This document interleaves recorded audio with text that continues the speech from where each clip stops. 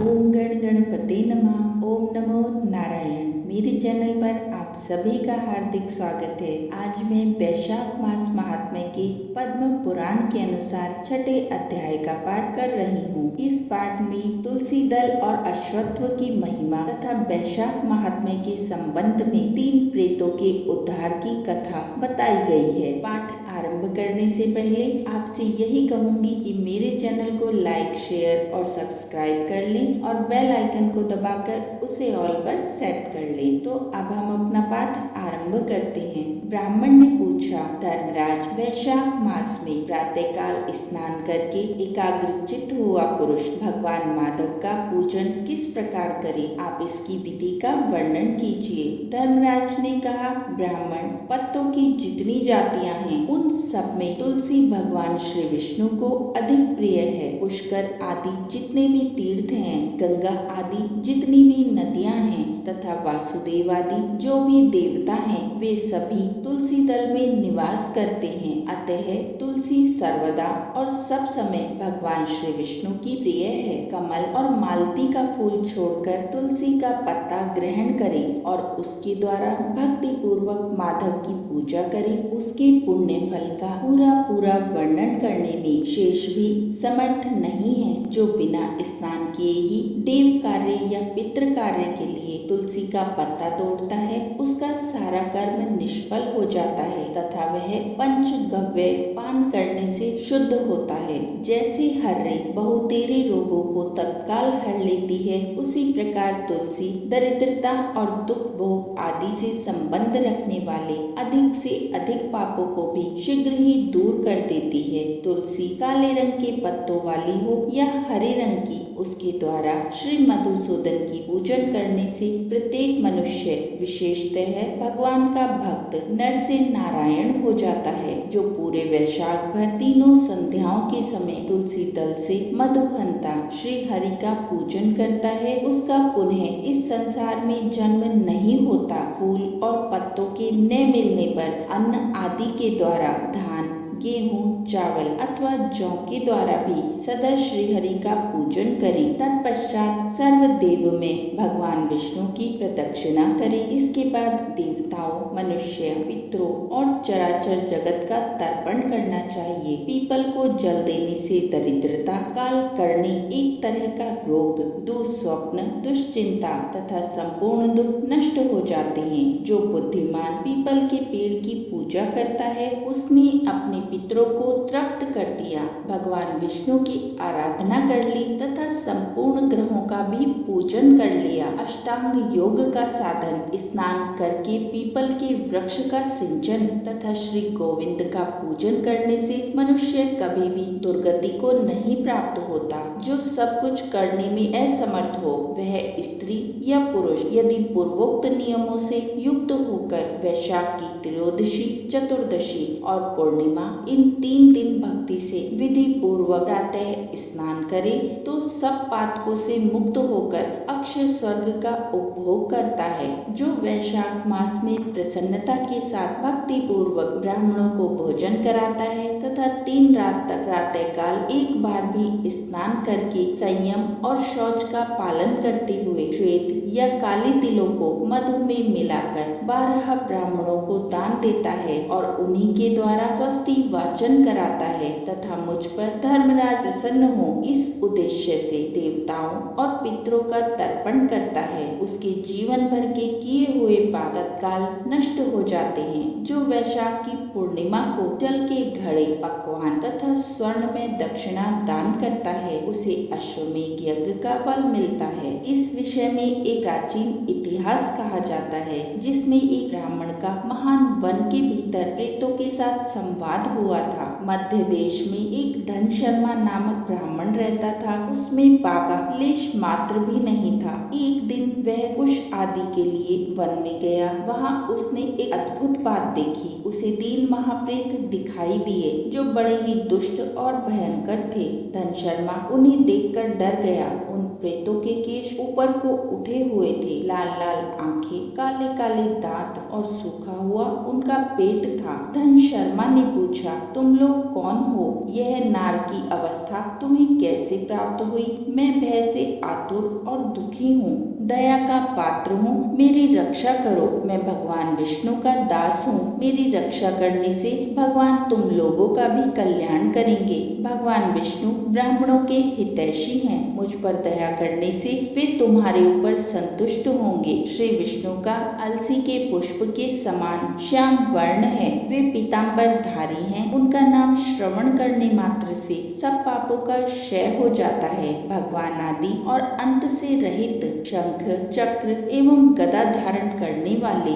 अविनाशी और कमल के समान नेत्रों वाले तथा प्रेतों को मोक्ष प्रदान करने वाले हैं। यमराज कहते हैं, ब्रह्मन, भगवान विष्णु का नाम सुनने मात्र से वे पिशाच संतुष्ट हो गए, उनका भाव पवित्र हो गया, वे दया और उदारता के वशीभूत हो गए। ब्राह्मण के कहे हुए वचन से उन्हें बड़ी प्रसन्नता हुई थी। उनके पूछने पर वे प्रेत इस प्रकार बोले। प्रेतों ने कहा, विप्र, तुम्हारे दर्शन मात्र से तथा भगवान श्री हरि का नाम सुनने मात्र से हम इस समय दूसरे ही भाव को प्राप्त हो गए, हमारा भाव बदल गया, हम दयालु हो गए। वैष्णव पुरुष का समागम निश्चय ही पापों को दूर भगाता, कल्याण से संयोग कराता तथा शीघ्र ही यश का विस्तार करता है। अब हम लोगों का परिचय सुनो। यह पहला कृतधन्य नाम का प्रेत है, यह दूसरे का नाम विदैवत है तथा तीसरा मैं हूँ, मेरा नाम अवैशाख है। मैं तीनों में अधिक पापी हूँ। इस प्रथम पापी ने सदा ही कृतज्ञता की है, अतः इसके कर्म के अनुसार ही इसका कृतज्ञ नाम पड़ा है। ब्राह्मण, यह पूर्व जन्म में सुदास नामक द्रोही मनुष्य था, सदा कृतज्ञता किया करता था, उसी पाप से इस समय इस अवस्था को पहुंचा है। अत्यंत पापी, धूर्त तथा गुरु और स्वामी का अहित करने वाले मनुष्य के लिए भी पापों से छूटने का उपाय है, परंतु कृतज्ञ के लिए कोई प्रायश्चित नहीं है। इस दूसरे पापी ने देवताओं का पूजन किए बिना ही सदा अन्न भोजन किया है। इसने गुरु और ब्राह्मणों को कभी भी दान नहीं दिया, इसीलिए इसका नाम विदैवत हुआ। यह पूर्व जन्म में हरिवीर नाम से विख्यात राजा था। 10,000 गांवों पर इसका अधिकार था। यह रोष, अहंकार तथा नास्तिकता के कारण गुरुजनों की आज्ञा का उल्लंघन करने में तत्पर रहता था। प्रतिदिन 5 महायज्ञों का अनुष्ठान किए बिना ही खाता और ब्राह्मणों की निंदा किया करता था। उसी पाप कर्म के कारण यह बड़े बड़े नरकों का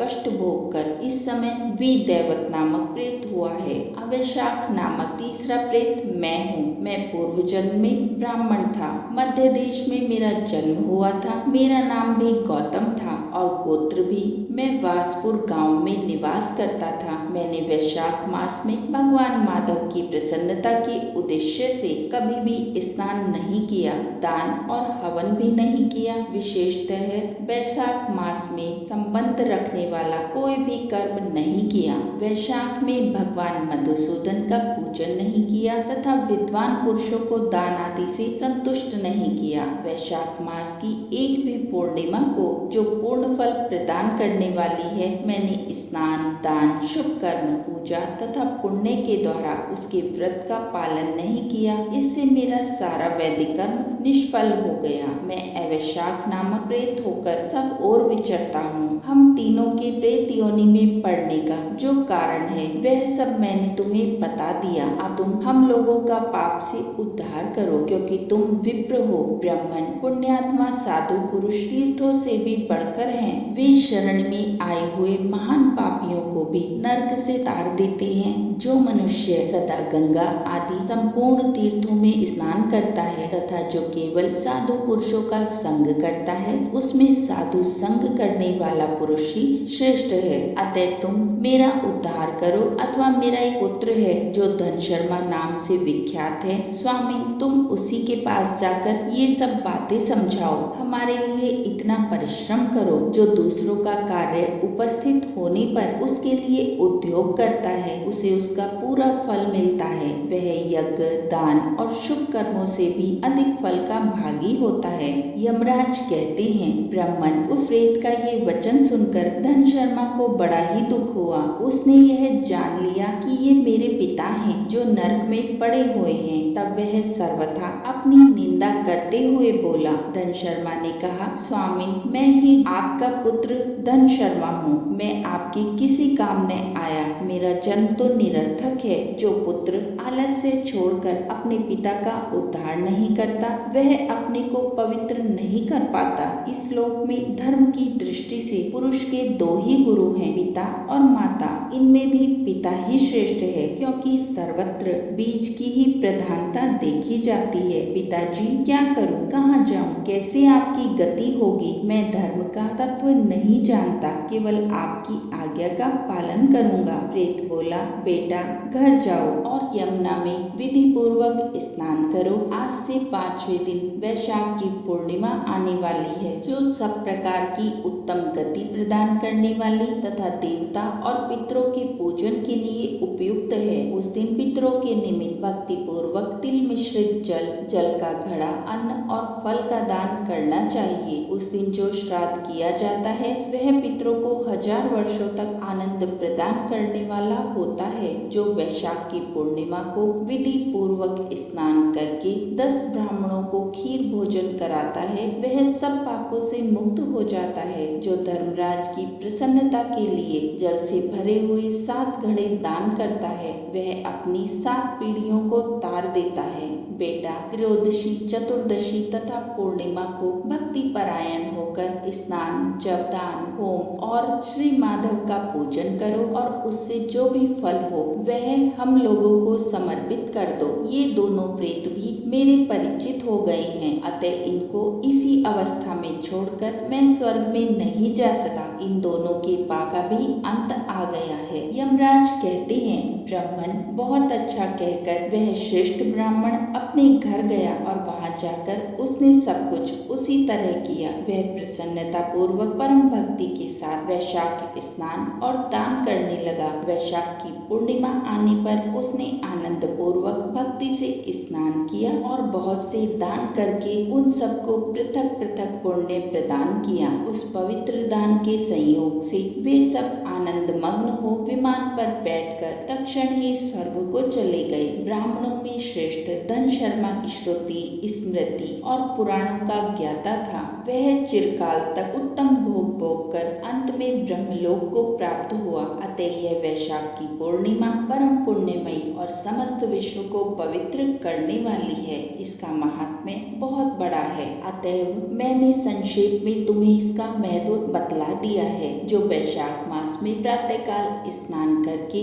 नियमों के पालन से विशुद्ध चित्त हो भगवान मधुसूदन की पूजा करते हैं, वे ही पुरुष धन्य हैं, वे ही पुण्यात्मा हैं तथा वे ही संसार में पुरुषार्थ के भागी हैं। जो मनुष्य वैशाख मास में सवेरे स्नान करके संपूर्ण यम नियमों से युक्त हो भगवान लक्ष्मीपति की आराधना करता है, वह निश्चय ही अपने पापों का नाश कर डालता है। जो प्रातःकाल उठकर श्री विष्णु की पूजा के लिए गंगा जी के जल में डुबकी लगाते हैं, उन्हीं पुरुषों में समय का सदुपयोग किया है, वे ही मनुष्यों में धन्य और पाप रहित हैं। वैशाख मास में प्रातःकाल नियम युक्त हो मनुष्य जब तीर्थ में स्नान करने के लिए पैर बढ़ाता है, उस समय श्री माधव के स्मरण और नाम कीर्तन से उसका एक एक पग अश्वमेघ यज्ञ के समान पुण्य देने वाला होता है। श्री हरि के प्रियतम वैशाख मास के व्रत का यदि पालन किया जाए तो यह मेरु पर्वत के समान बड़े उग्र पापों को भी जलाकर भस्म कर डालता है। विप्रवर, तुम पर अनुग्रह होने के कारण मैंने यह प्रसंग संक्षेप से तुम्हें बता दिया। जो मेरे कहे हुए इस इतिहास को भक्ति पूर्वक सुनेगा वह भी सब पापों से मुक्त हो जाएगा तथा उसे मेरे लोक और यमलोक में नहीं आना पड़ेगा। वैशाख मास के व्रत का विधि पूर्वक पालन करने से अनेकों बार के किए हुए ब्रह्म हत्या आदि पाप भी नष्ट हो जाते हैं। यह निश्चय बात है। वह पुरुष अपने 30 पीढ़ी पहले के पूर्वजों और 30 पीढ़ी बाद की संतानों को भी तार देता है, क्योंकि अनायास ही नाना प्रकार के कर्म करने वाले भगवान श्री हरि को वैशाख मास बहुत ही प्रिय है। अतएव वह सब मासों में श्रेष्ठ है। तो इस प्रकार वैशाख मास महात्म्य की पद्म पुराण के अनुसार ये छठा अध्याय अब समाप्त होता है। आशा है आपको ये पाठ पसंद आया होगा। कोई भी त्रुटि हुई है तो क्षमा कीजिए। बोलिए नारायण नारायण।